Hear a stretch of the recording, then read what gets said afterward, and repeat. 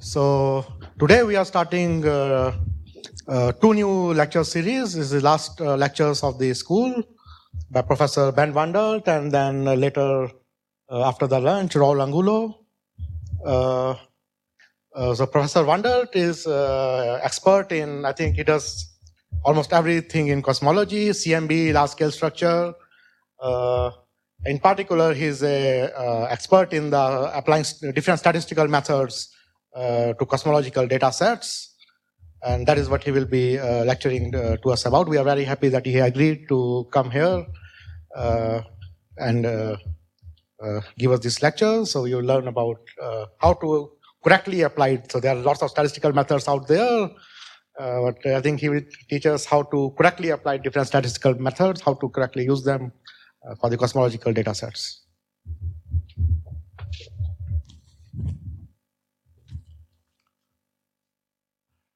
Okay, is this on? Can you hear me? In the back? Yes? Thank you very much, Rishi. So it's a particular pleasure to be here for several reasons. Last time I was in India, I also taught. It was a similar story. It was a school and an associated workshop. And at that time, I gave a course on cosmological perturbation theory. And exactly the same thing happened that I heard happened here. Basically, I tried to go from the fundamentals all the way to the CMB and then had to fit in basically 50% of my course in the last hour because it just takes a little longer. But I'm here, happy to be here because that was a very productive meeting, and the people that I met there ended up becoming colleagues, and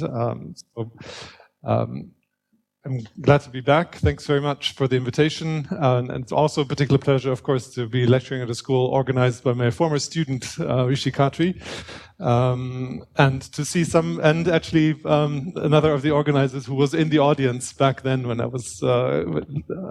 was lecturing at that previous school. Okay, so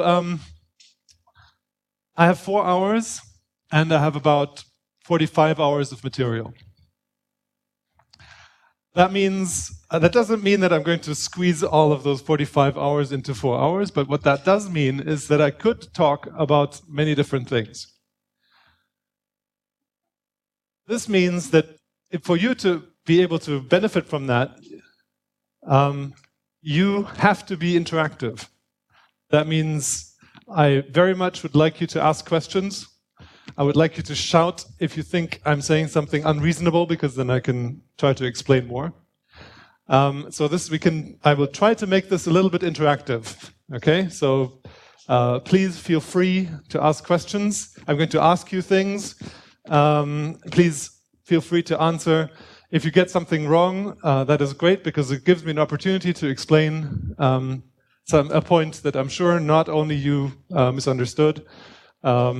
So let's try this, okay? So today I'm going to start off with something something very basic, the fundamentals, and that is it's actually developing the notion of Bayesian statistics. That's my topic for today, and so today will be very general. It won't just be focused on cosmology, but of course Bayesian statistics plays a particular role in cosmology because in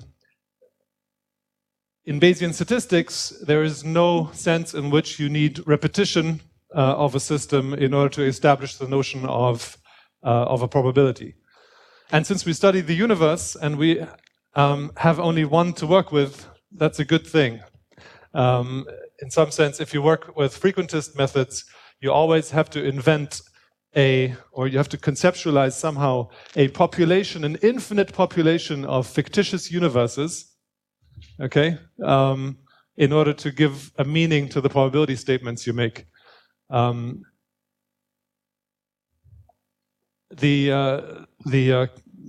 price you pay for that is that you have to start considering everything as probabilistic. Everything you don't know, as in your Bayesian, everything you don't know precisely gets a probability associated with it. Things that you do know precisely, you don't know for a fact, get probability 1.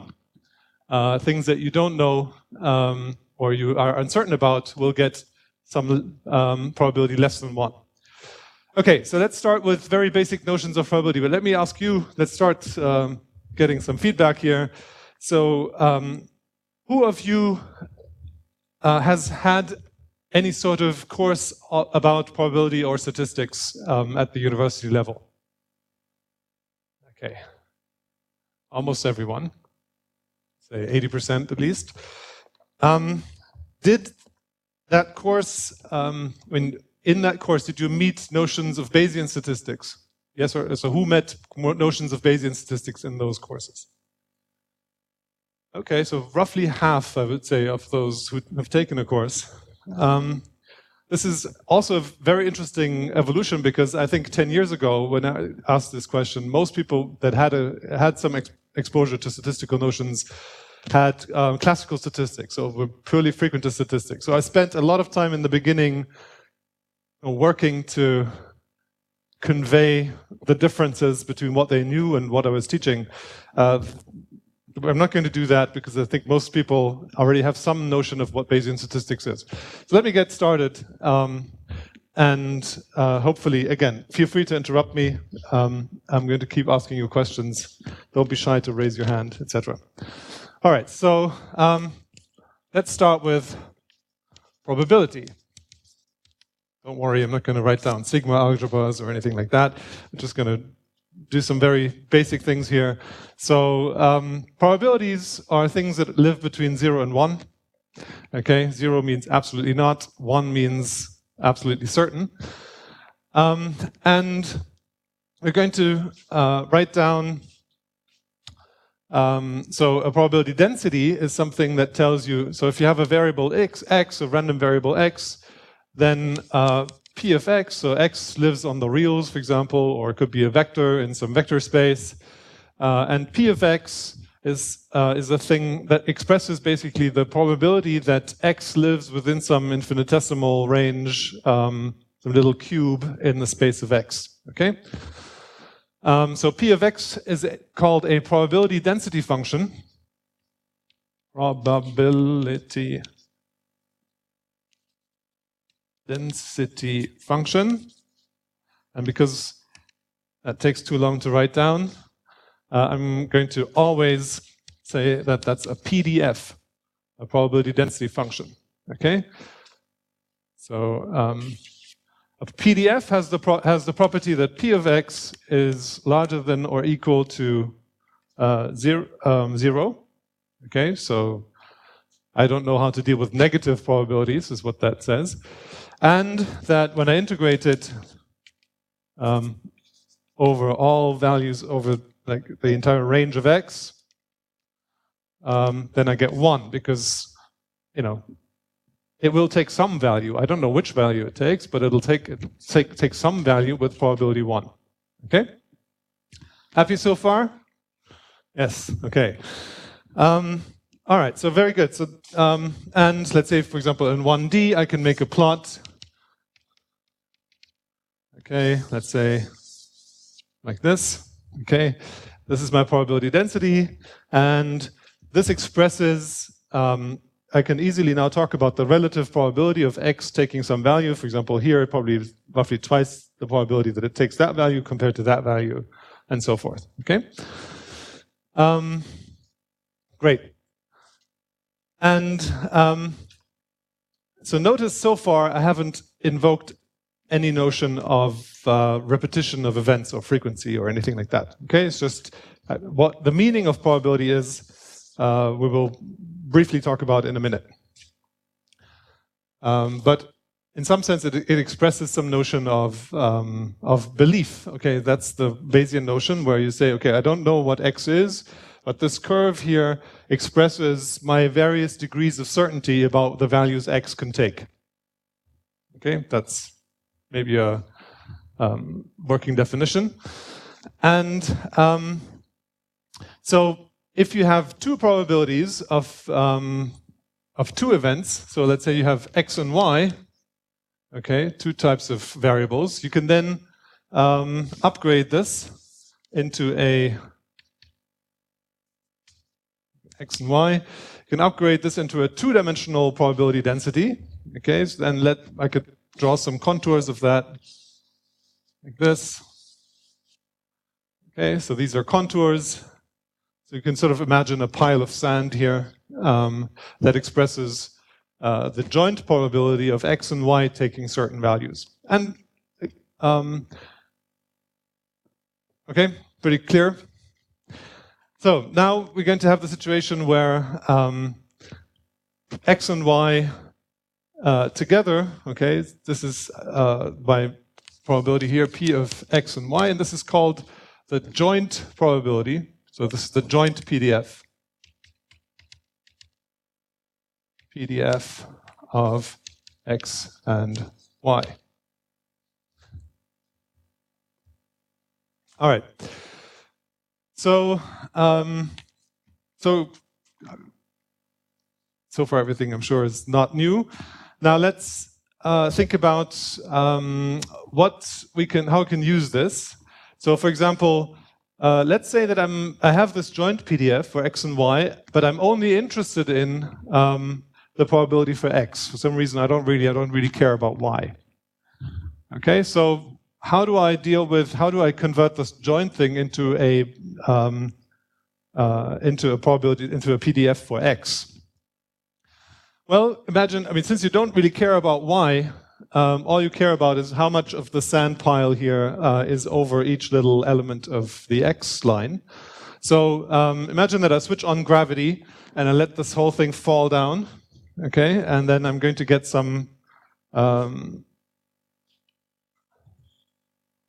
of PDF like this, which is P of x, and that expresses the probability density of x if I don't know anything about y. And because I've drawn this on the margin of this diagram here, this is called the marginal PDF. Okay, so marginal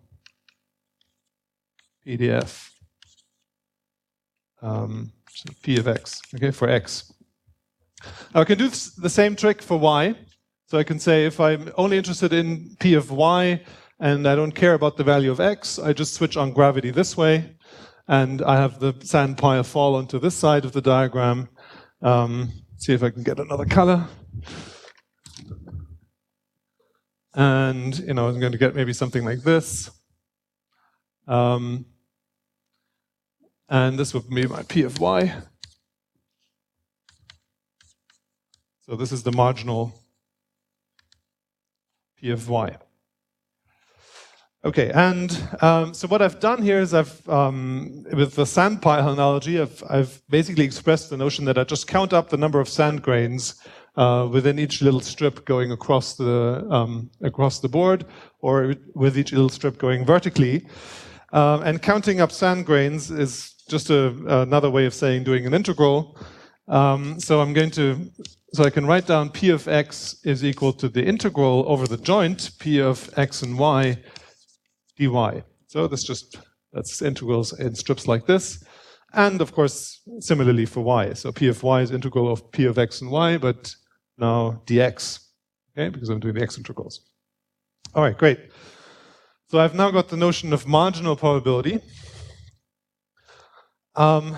Let's do... So there's another thing I can pull out of this, which is imagine that I know one of these two precisely. Let's say I know x precisely. I need more colors. I've got red, maybe blue, something. Oh, here you go. Okay, so let's say that I know my value of x precisely. So let's say if we have here the value, let's call it x star. And I want to know that if I happen to know what x is precisely, somebody told me, I then want to know what that implies for what do I then know about y. Okay?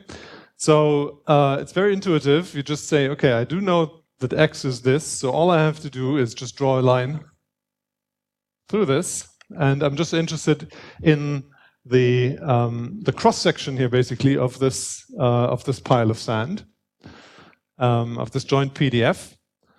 So that will look like this, something like this. It looks very different from this because here I didn't have the information about x. That was if I didn't know anything about x.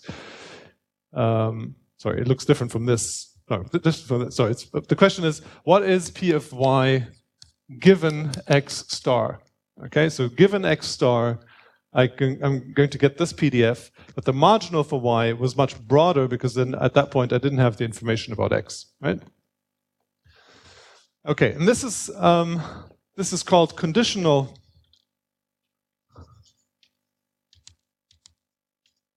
probability. Okay, so let me write down.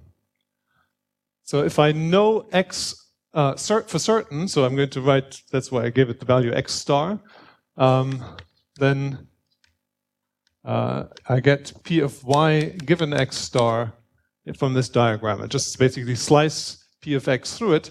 Okay, but now notice something very, very important, which is that there's this, I've introduced some notation here. The notation is this vertical bar. It's called the conditioning bar because I'm conditioning on the value of x being x star, and then I find out what I know about y conditioned on x. That's the lingo. Okay, this is how you talk about it. So a very, very important fact is that whatever is to the right of the conditioning bar is no longer uncertain. We're talking about probabilities as measuring the certainty or uncertainty of various things, but whenever something appears to the right of the conditioning bar, it is no longer uncertain. It is considered known, fixed. Okay? So this bar is very important because something to the left of this is uncertain, something to the right of it is not uncertain. It's fully certain. And you read this conditioning bar, you read P of y given x star in this case. Okay, so this is the way you read the conditioning bar. You say given. All right, so now we know how to talk about this. So this thing is a PDF. Okay, let's ask some questions. Is it a PDF for x? Who thinks it's a PDF for x? Show of hands. Nobody. Very good. Who thinks it's a PDF for y? All right, quite a lot of people. That is correct. It's a PDF for y. Now, we've said that a PDF has the property that when you integrate it over the thing that it's a PDF for, it gives you 1. Right? So this thing, so if I write down this integral, P of y given x, I'm going to drop the star, right? Because you've now by now understood that it's some particular value of x. Okay, x is known. So when I integrate this over y, I can do this integral by definition because this is a PDF for y and not of x. Okay, so and that integral is going to be 1. Great. So let's see. So, but what is this conditional probability? I've told you it's just the slice here through this joint probability. So on that slice, it's going to be strictly proportional to the joint probability, right? So it's proportional to P of x star y. Okay, but it's not equal to it because that P of x and y is a joint PDF. That means when I integrate P of x, this thing over x and y, I get 1. Whereas here, I'm only integrating over y to get 1. So there's a constant of proportionality. So it's strictly proportional on the slice, but there's a constant of proportionality. Let's see if we can work that out. So let's write that. So we know this is true, and then I've said it's proportional to this. So that means that I invent a constant of proportionality. So let's call that C. Okay. So from this we can say that P of y given x star is equal to some constant of proportionality times P of x star y. So I'm going to plug this into here. So I get my constant of proportionality C times P of x star comma y dy, and that's equal to 1. Okay, so I can do this integral because we just talked about marginal PDFs. So, and we said that when I integrate, see, I've done the integral here already, right? So I can just use this in there to find that C. So I can do the integral, so I get C of P x star is equal to 1. So C is 1 over Px star. So in other words, I can now write down my expression for the conditional probability. Okay, so P of y, again, I'm going to drop now the star. P of y given some value of x is equal to the joint P of x and y divided by P of x, the marginal. Okay, so we now have notions of joint PDF, we have a notion of PDF, we have a notion of joint PDF, we have a notion of marginal PDF, and a notion of conditional PDF. All right, good. All right, but there was absolutely no reason why I decided to fix X. I mean, in principle, I could have done it the other way. I could have shown it to you the other way around, right? I could have fixed Y and then talked about X. So it is also just as true that P of X given Y is equal to, just flip X and Y, right? Those were just accidents of notation that I wrote it that way. P of Y. Of course, here, because this is the probability density of both X and Y, it doesn't matter which order around I write them, right? It's just, you can even think of them as like a tuple X, Y. So both of those things, therefore, have to be true. Actually, sometimes it's, I mean, just a trivial way of, so this means I can always write a joint PDF, P of X and Y, as the product of P of Y given X times P of X. We can split it in these two different ways. P of X given Y, P of Y. Okay, so let's meditate over this formula for a second. All right, so I have a joint PDF, two values. I can split it in these two different ways. What does that mean in terms of this diagram? Let's go back to this diagram. So this means, let's think about what that means for generating a pair of X and Y from this joint PDF. Okay, let's imagine that I'm able to generate a pair, from this marginal P of X. Okay, so I just pick some value P of X. I happen to already have one marked out here, so let's imagine that I happen to generate X star. Okay, so I draw from this P of X, get a value, let's say that's X star. And now, given that X star, I want to draw a value of Y from P of Y given X star. Okay, so let's say that lands me, I don't know, maybe here. Okay, so then having chained these two operations, first drawn from the marginal and then from the conditional for Y given X star, I've now generated a tuple, X and Y, or X star and maybe Y star, which is a draw from this joint PDF. Okay, that's what this says, because I've drawn, so this is important. I've drawn from two probability, from two PDFs. First I've drawn from the marginal, then I've drawn from this conditional.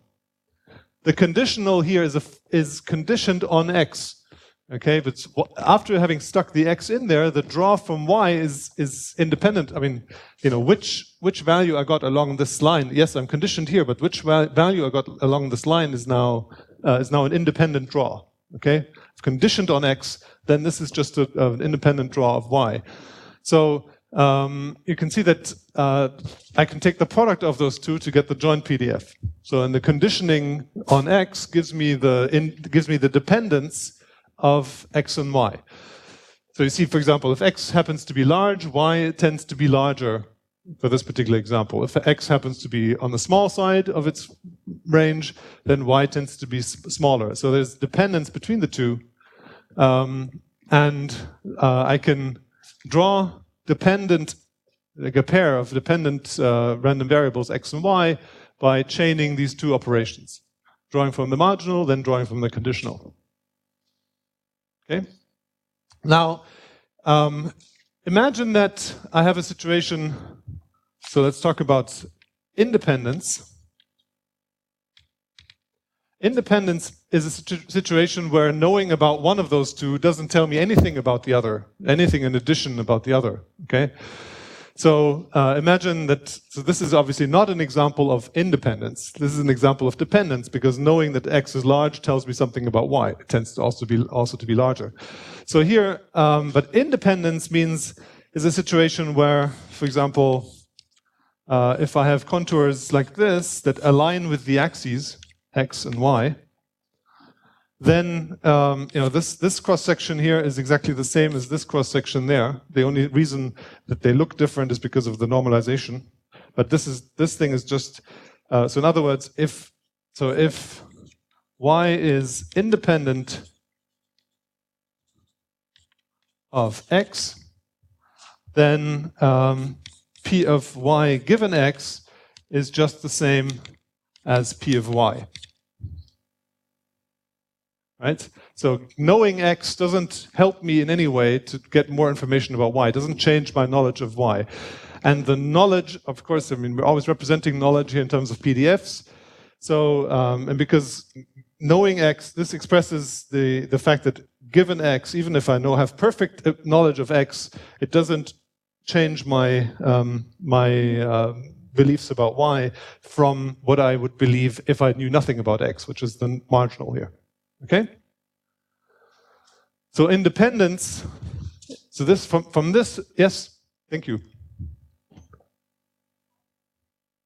Yes? Can you draw the XY plot? Yes. You definitely draw it, but it will look like this, where basically this, this P of, so I get the marginal P of y, so I had yellow for marginal, what did I have? Green for that marginal. So my marginal looks like this. But my conditional on any one of those slices, what did I have for that? Red. My conditional looks exactly the same. Okay?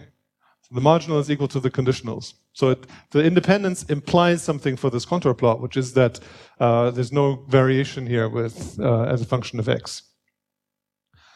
From this follows,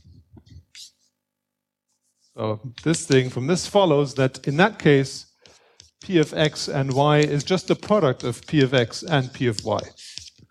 So this is kind of, so if you've heard, oh, if I have two independent probabilities, I can just multiply them together.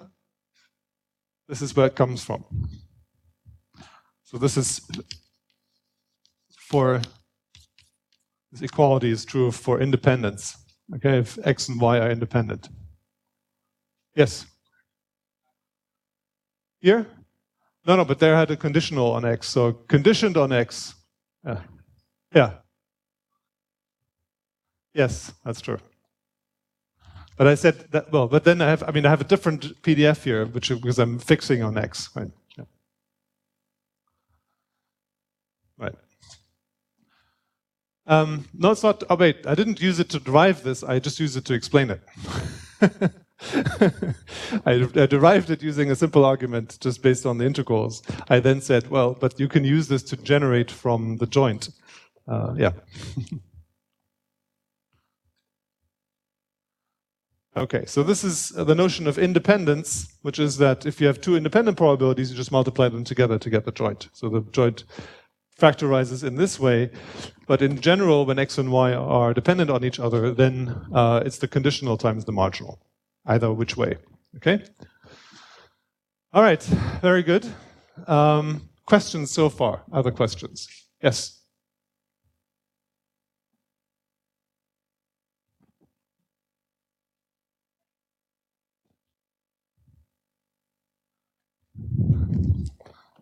This? Oh, good, yes. So, but you agree they should at least be proportional to each other, because one is just a slice through the other.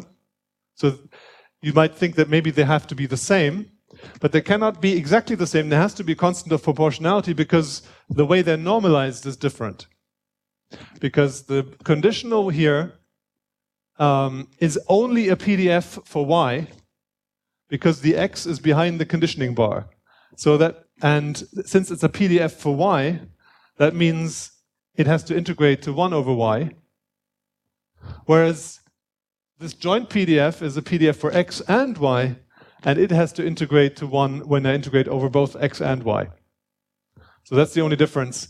And the constant of proportionality here so it's a constant of x star, okay? But x star is known, so I'm correct in claiming that it's a constant for the purposes of y. Yeah. Yes?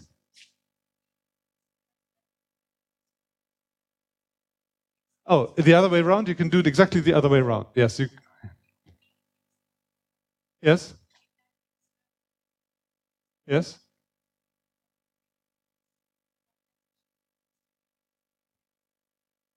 Correct. Yes.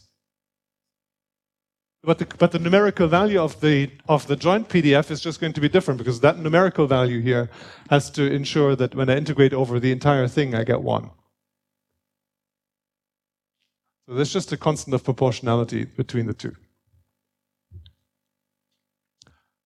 Let's see, is there a better way for me to explain this? So if I fix this value here and I get, then I have a PDF over y. So if I generate forward, I have unit probability of lying on this line somewhere.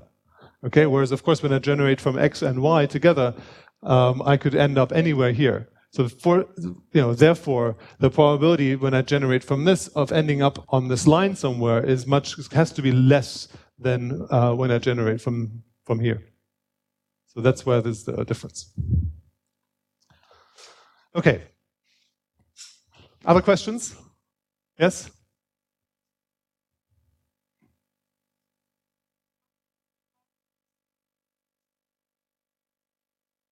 Yes? Yes? You evaluate this product everywhere in the plane. If they're independent like this, you just have a p of x times p of y, and you evaluate that product, and that product gives you some value somewhere around here. So you multiply the two together. They integrate the right way. If you integrate over x and integrate over y, you get 1, because it's 1 times 1 is 1. It's just going to look it's going to have some trivial structure where it's just always going to be exactly aligned with the axes. Okay. Yes?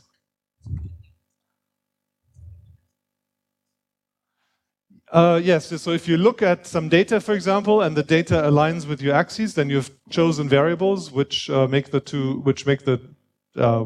independent. Yeah. Oh, I'm sorry. The question was, so if I look, can I tell the independence from these contours? And the answer is yes, sometimes that's useful. If you're looking at a point cloud and the point cloud really aligns with these axes, then you can, a good hypothesis to draw from that is that the two coordinates are independent of each other. Okay. So we've got notions of joint, marginal, conditional probability, and of independence. That's not bad for half an hour. So now we have this thing here, okay, which is just an identity, right? It's just, I can do the split both ways. It's an identity. There's nothing. So now I'm going to rewrite this, just using slightly different notation. So I'm going to write. Let's say I'm going to write as y, I'm going to write theta. Let's make y goes to theta, x goes to d. Okay, just because. So now I'm going to write p of theta given d times p of d is equal to, right, just this, p of d given theta times p of theta. I'm going to put a box around this. And at least those of you who raised their hand when they said they had taken some Bayesian classes before should now recognize this. Because this is called Bayes' theorem. I am against that name. I think Bayes' theorem makes it sound far too complicated. It's not complicated at all. It should be called Bayes identity, if you ask me. In actual fact, it should probably be called Laplace identity because the basic rules of probability worked out already. But that's really all it is. So the only thing that makes this in any way special is the fact that I'm considering theta my parameter value. Okay, so what does this mean? Let's say x is some data set. Theta is some parameters of my model. The fact that I consider the parameter values on the same footing as the data, I'm also considering them as uncertain. And if you're Bayesian, anything that's uncertain gets a PDF. And that's really the only kind of deep thing about Bayesian statistics. Does make it quite, anyway, that's not, of course we can discuss how that relates to frequentist statistics and so forth, but if you just approach it from this perspective, I would say nothing seems more natural than that. Right? Whenever you're uncertain about something, it gets a PDF. The PDF expresses your degree of uncertainty. The broader the PDF is, the less certain you are about the value. If you really are certain about the value, okay, so you can express certainty in terms of P of x. So let's write this here. Certainty can be expressed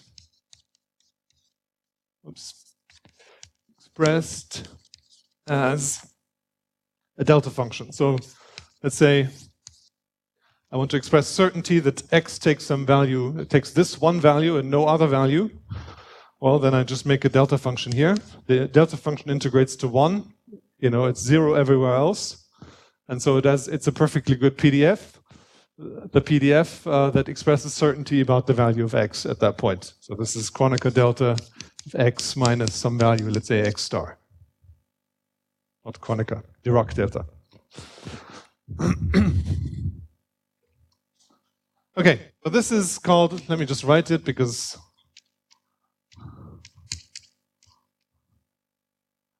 this is called Bayes' theorem. I think that's a misnomer, should be called Bayes' identity. But statistics is not going to change the name of the thing, just because I disagree. All right. And so these objects here, so these are really nothing other than marginals and conditionals.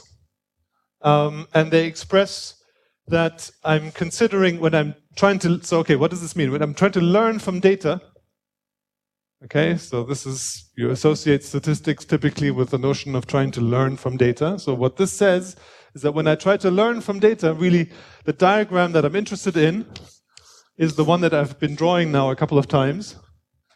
It's a diagram where I put, let's say, data here, my model parameters here, and there's going to be some, the model that I work in is going to define some joint PDF of the data and the parameters. So for example, if you know how to generate data given a certain parameter, that's going to define the joint PDF on this slice up to a normalization. And so I can build up the joint PDF of those things, okay, of those two. Say, banana like that. And so what this says then is that I start off with some general vague notion about what values my parameters could take. Okay, this is called the prior. So one way to read this, there are many ways you can read this, but one way to read this is to say, this expresses my prior knowledge about theta. This is before I've seen the data. Okay, so this is the marginal of this joint PDF down here. Okay. So what was the marginal? The marginal was the thing that for any data set, I didn't know, if I don't know anything about the data, then that's what I know about the parameters. Okay, that's what this is. This thing here is, given theta, what's my PDF for the data?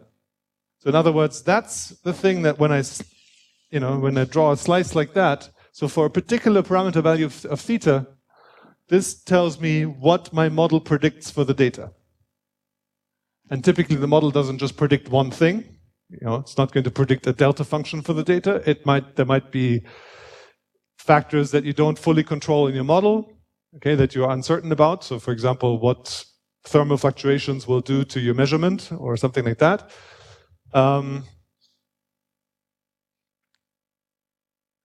But your theoretical model and your instrument model together are going to give you a way of generating data given some input theoretical parameters. That's what this is. And for some bizarre reason that I could speculate about but won't, this is called the likelihood. Another misnomer, if you ask me. This should be called the what this is, it's the conditional density of the data assuming some parameters.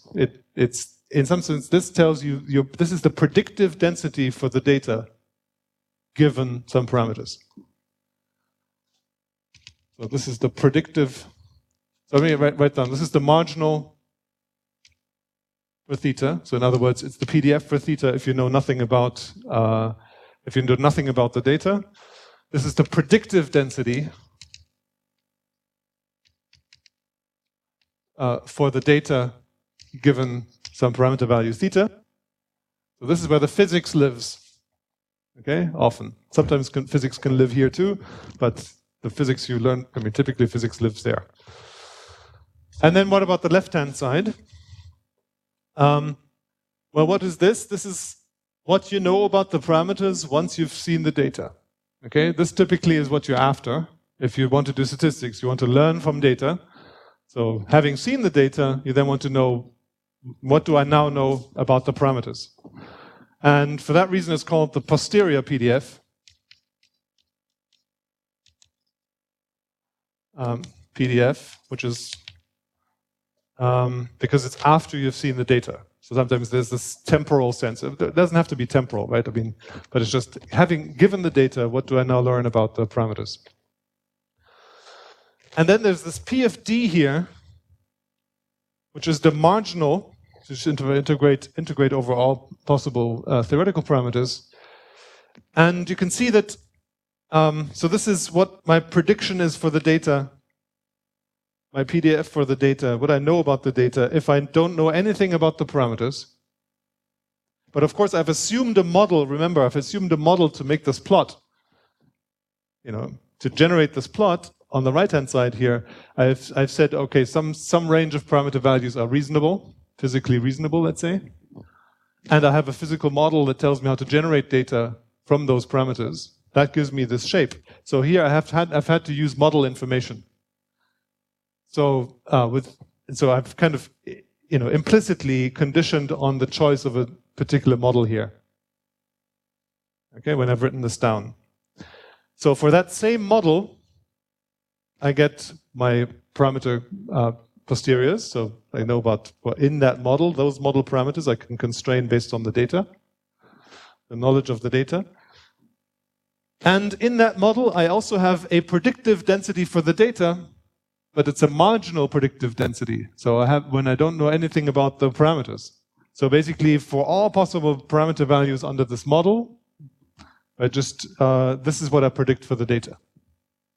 Okay, so that's the, and again, for reasons that may become clear later, but also I think this should just be called the predictive density for the data, the marginal predictive density.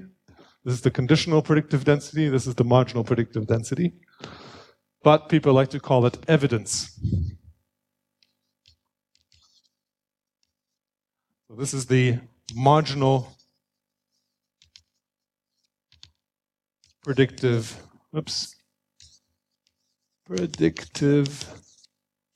density,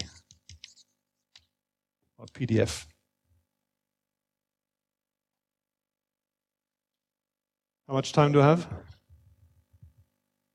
8 minutes? 15 minutes? Okay, all right, great. All right, so this is Bayes' theorem, this is what Bayesian statistics is. In some sense, I'm going to use words loosely now, just to give you a notion, but in some sense, it's just about correlating the data with the parameters. Okay? I mean, it's not correlation as such, but it's using the fact that hopefully for the instrument or the experiment that you've designed, the data is somehow dependent on the parameters. Okay, otherwise it's a pretty useless experiment. If you expect the same data regardless of the parameter values, then it's not a pretty good. It's not a very good experiment, right? So, but typically you design your measurements in such a way that the data is somehow the PDF for the data, given the parameters, somehow depends on the parameters, and in that case, then having seen the data, you can then draw inferences about the parameters by evaluating this conditional density here. Okay, that's Bayesian the Bayesian inference. Okay, it's called inferring information from the data.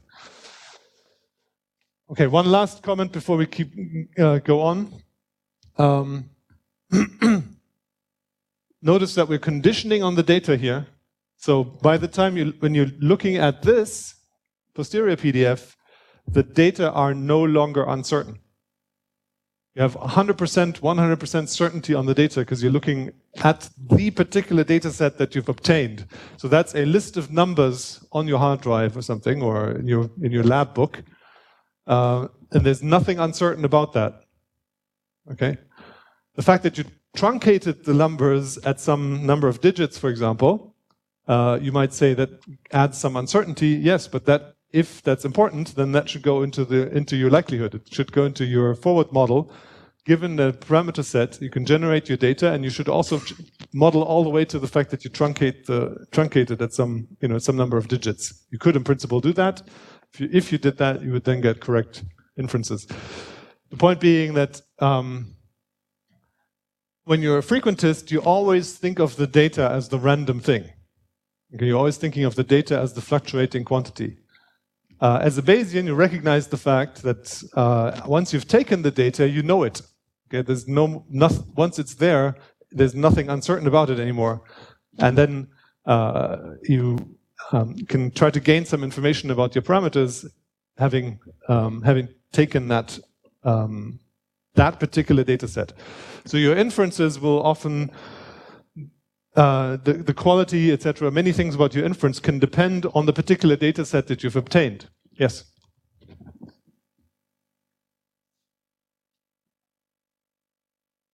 The truncation?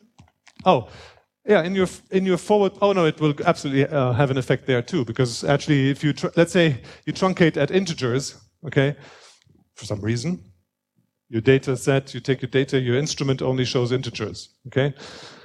In that case, this PFD will be a series of delta functions at integers, because regardless of anything else, you know that your instrument always truncates to integers. So your predicted data will always be at those integers. So yes, it will have an effect on both of those. Yes, but the place where you typically model this in is in here, because this describes your forward model starting from some parameter values, modeling your physical system, modeling the observation, modeling the way you record the observation.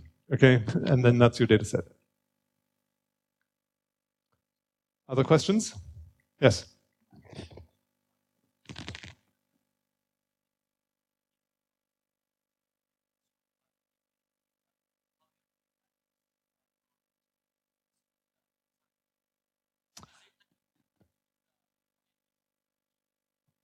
Okay, good. All right, so first point was all of this is written, like I said, all of this is written assuming some particular model. So really when I draw a diagram like this, I should kind of label it that I've assumed some particular model M to make this diagram, okay, to write down this joint PDF. And then the question was, if I have a model like that, shouldn't the data then be deterministic given my parameters? So that's or what is it about my model that makes the data unknown or makes the data uncertain given my model, and the parameter choice? So your model may have several pieces that you do not have a microscopic model for. So I mean, it's not a trivial question. So for example, all the air molecules in this room, right, have some fixed positions at at an instant of time. If I freeze an instant of time, all the air molecules in this room will be at some fixed position. If I model my the momentum I receive for a sensor that I put at some particular point in this room, At that one instant, it's either going to be 0 or it's going to be nearly infinite, because if it happens to be hit by an air molecule at that particular time, it's going to, but the point is, maybe I'm not interested in modeling the air in this room based on all of the individual molecules. Maybe I'm interested in modeling the air in this room statistically, saying that I don't care about all those degrees of freedom of where each individual molecule is and what its momentum is. Maybe all I care about is, like, I put some macroscopic sensor here and I look at how it gets jiggled by all the air molecules that hit it. But the moment I give up all these individual macroscopic degrees of freedom, I then end up with a stochastic model, with a statistical model, which is, for example, the variance of the force exerted on the stochastic force from all of the collisions on the sensor in this room. And so at that point, I then lose the notion of being able to predict that exactly at what point it's going to be hit by a particular molecule, and then I have a statistical model which just gives me some kind of fluctuating force with a particular variance. So then my uncertainty in the forward, if I then want to forward model, this data, like the excursion of this of the sensor that I have there that's getting hit by all these molecules. Is going to have a stochastic component where just at any given point it's going to have some random excursion, but the thing I'm interested in is the variance of that excursion, if I want to measure the temperature in this room, for example. Okay? I could build a model where this excursion is either 0 or 1, but that model would have to... Hello? I've just lost... Oh, no, good. That model would have to track all of the degrees of freedom of all the air molecules in this room, so many degrees of freedom. Sometimes you don't want to model a system macroscopically down to all of those degrees of freedom, and you get a much simpler description by ignoring all of these individual degrees of freedom and talking about them as a statistical quantity. So the forward model has some lack of knowledge about the detailed microscopic state, but implements a statistical description as modeling it as a draw from a Gaussian random distribution, for example, with a particular variance. Does that make sense? So maybe this is the physics example, but as a more general statement, in your forward model set, you might not want to model certain physical processes down to all the microscopic detail. And there may actually be things about your forward model that you really don't know, like, for example, some parameter values, okay, in your physical model. There's going to be uncertainty about some even fundamental constants of nature. You have some uncertainty about. So in your forward model, you can track all of this uncertainty, and so even if you assume some particular physical parameters of your model, other parameters you might just say, I don't know. Those enter your forward model. The uncertainty gets propagated through that forward model. The uncertainty maybe about some macrophysical state parameters gets propagated through, and that then gives you an uncertain outcome for the data. But okay, the reason why I'm taking a long time answering this question is because this can sometimes be exploited. The notion that, remember, here we're talking about uncertainty in a very general sense. So maybe you're not interested in including, maybe there's some part of your physical system you're really not that interested in. So you just simply say, okay, it's going to have some output, and you're not going to put a physical model on it, and you say the output varies typically within this range, and it has this variance, so you might model it as a Gaussian with a particular variance centered on some mean. That, at that point, then adds uncertainty in your problem, and then you have this makes D uncertain, and therefore it gets a PDF. I hope this clarified rather than confused. Because, yeah. Other questions?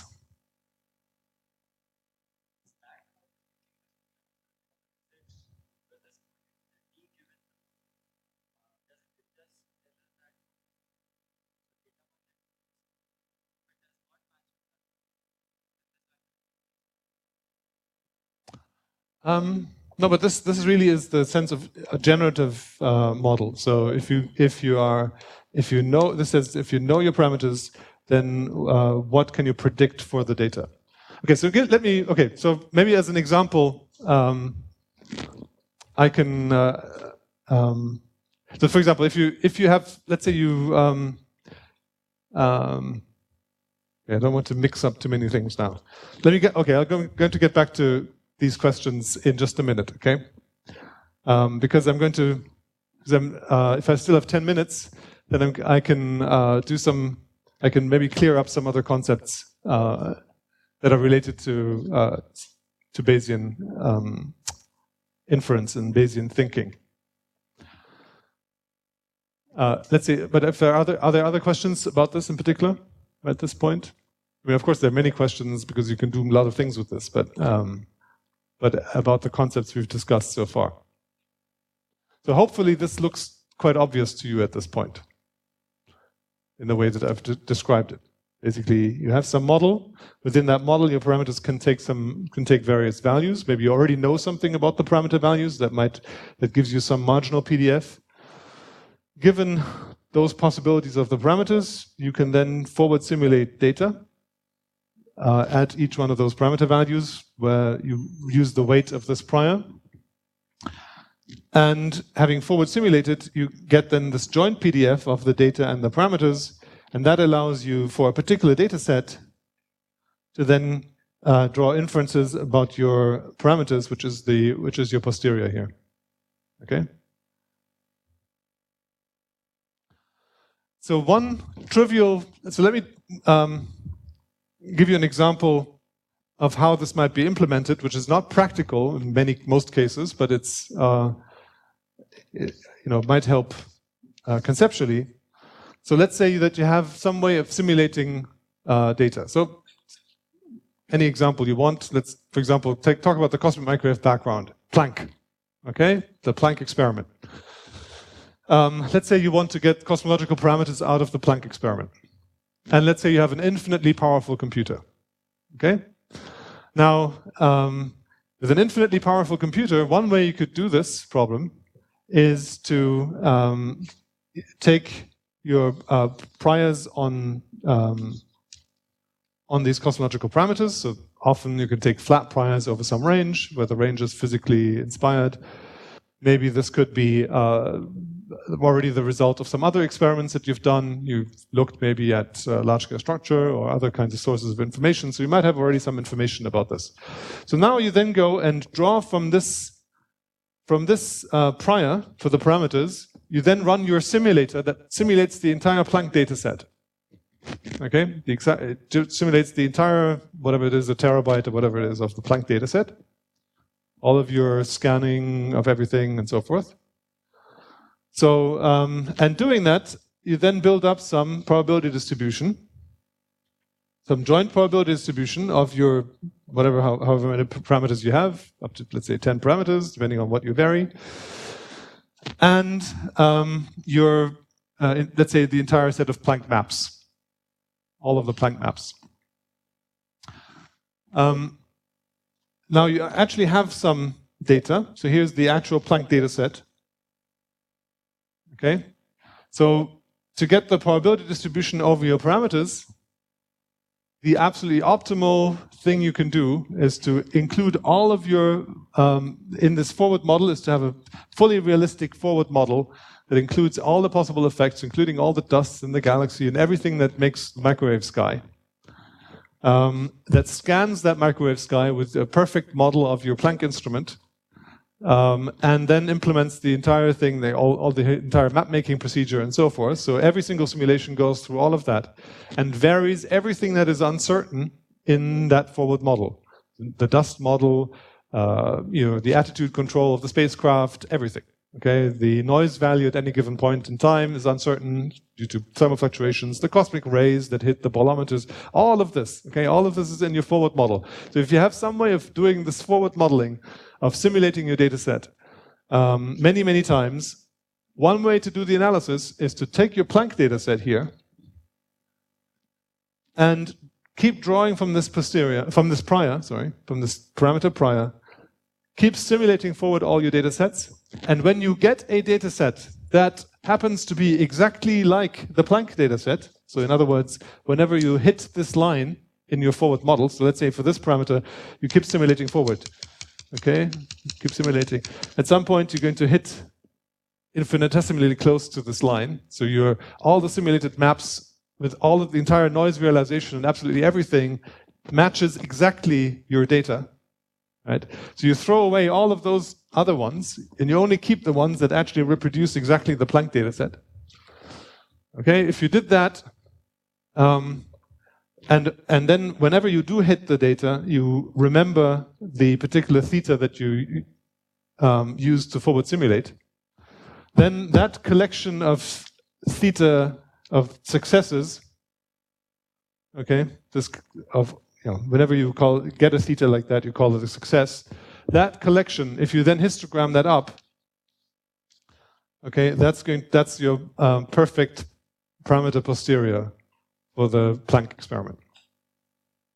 So that's one way of doing Bayesian data analysis. If with an arbitrarily complicated physical model, with an arbitrarily complicated data set, all you need is an infinitely powerful computer in order to do these forward simulations. Because obviously, hitting the exact data set is going to be extremely difficult, right? Because the exact data set is very long. You have to have a huge amount of luck to hit exactly on the data set. But in principle, that's how you could do analysis. Forward simulate until you only keep those parameter values that gave you reproductions of exactly your data set. Yes. This will be P of theta given D. So it's because the parameter posterior is the, what color did I use there for this slice? I didn't have a slice, okay. Anyway, so the parameter posterior, right, is the slice through this joint PDF of parameters and data at the data that you actually have observed, okay, at the known data set. And so if I take this and plot it up like that, then I get my parameter posterior over so you then, this is going to be in several dimensions. This is only one of them. You can then make your typical plot with, the marginals on here and the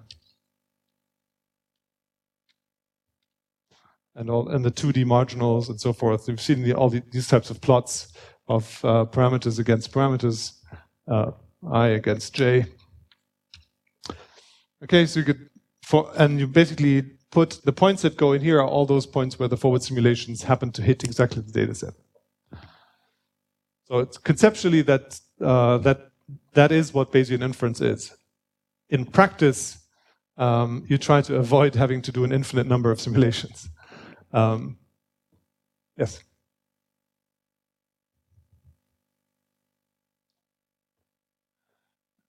Why do I call it forward? Okay, because in this sense, the simulations always go from parameters to data. So it's always in the forward direction. So you have a forward Monte Carlo simulation, basically a forward simulation for a given parameter to your data, and you draw those parameters from the prior. This is sometimes called so this is often called forward modeling. Because it has this feature that you have to actually hit the data, that's why it even gets like a special name. Often in Bayesian analyses, you actually fix the data and you vary the parameters to always just move along this slice. So you're guaranteed to be on the slice. This is when you do Markov chain Monte Carlo, when you've probably heard those words. That's what Markov chain Monte Carlo is. You sort of fix the data in from the beginning and you move along the slice. But the way I've just described to you doesn't do that. The way I've just described to you actually samples from the joint density and then just rejects all the samples that don't agree with your data. Yeah. And just as a final comment, even though that seems like a totally ludicrous way of doing it, it does have one major advantage, which is that at no point in this forward model you have to evaluate or write down a form for the likelihood. All that's required in order to do the analysis that way is that you're able to simulate forward. There's the little thing of having to do an infinite number of simulations, but other than that, all you have to do is do forward simulations.